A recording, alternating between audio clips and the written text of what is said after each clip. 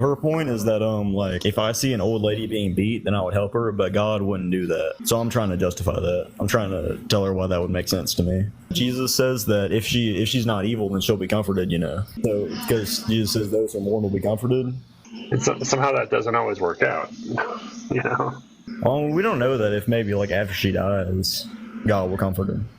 After she dies.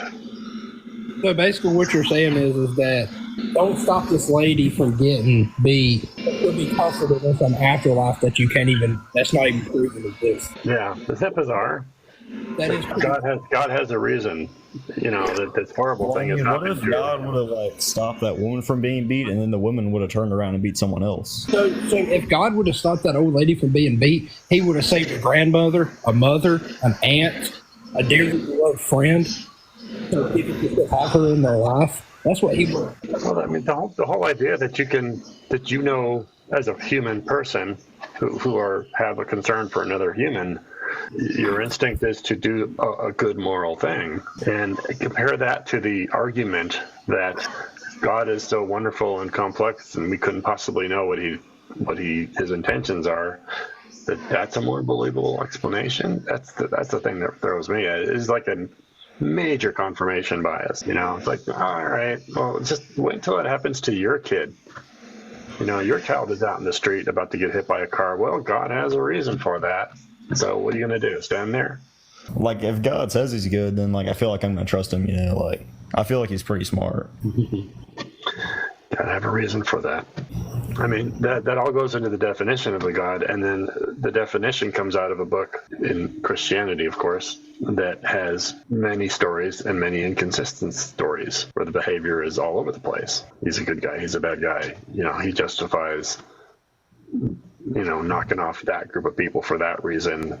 That's another thing that gets me when people say wiping out groups of people, and they say, well, those were all bad people. Yeah. Women, children, every single person. You really can't see that you're arguing for. I can't say the word. I'm not allowed to say the words though. Well, actually, the original Hebrew, like the Aramaic, doesn't mean to wipe out all of them. It just means to, like, generally, like, just kill them. So it doesn't mean they had to kill the women and children. Just generally, and sell off. You get to take their stuff. Yeah. You know, sell off the children, especially the boys. Well, you gotta understand also, those people that God was commanding that to were also evil. Like, he was introducing goodness into the world, but the Israelites themselves were also not good people. Everybody's just people. I mean, there's good and bad in every culture, right? Yeah. It doesn't work. Sorry, that story doesn't fly.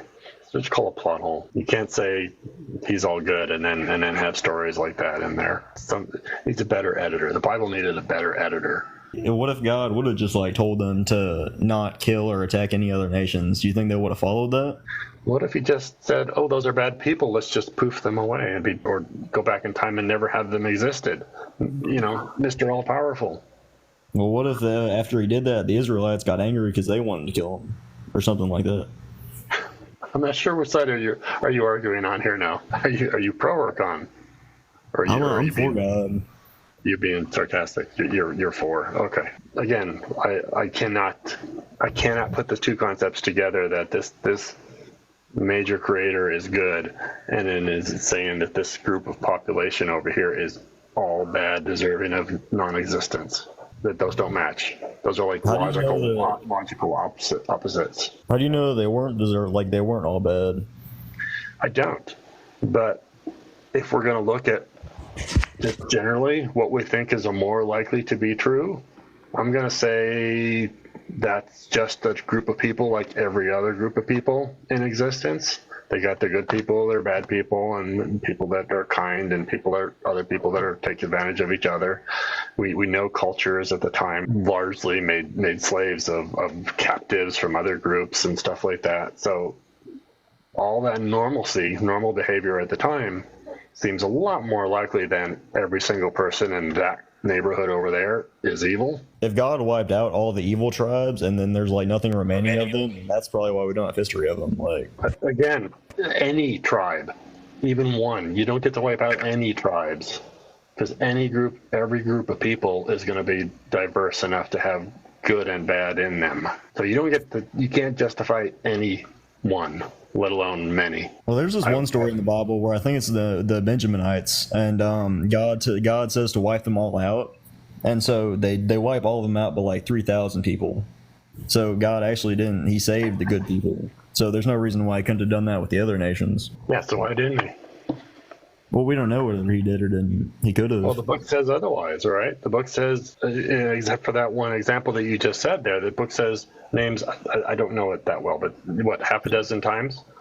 Half a dozen other subcultures that he said were worthy of all being taken out? Well, actually, it says wipe out this entire nation of people, but then later in the Bible, it'll say, like, it'll talk about that nation of people, meaning they weren't actually all wiped out. Well, then we have an inconsistency. And so what are we supposed to make of that? To believe the less likely one? The one that seems more peculiar? Why would you It's go just there? like an expression, because their language is different than ours. It's just an expression? Like how America wiped out a group of people. Hiroshima. Yeah. Well, maybe that's it. Then let's just call that an immoral creator God. If you're going to, or I don't know, you use the word God, an immoral being.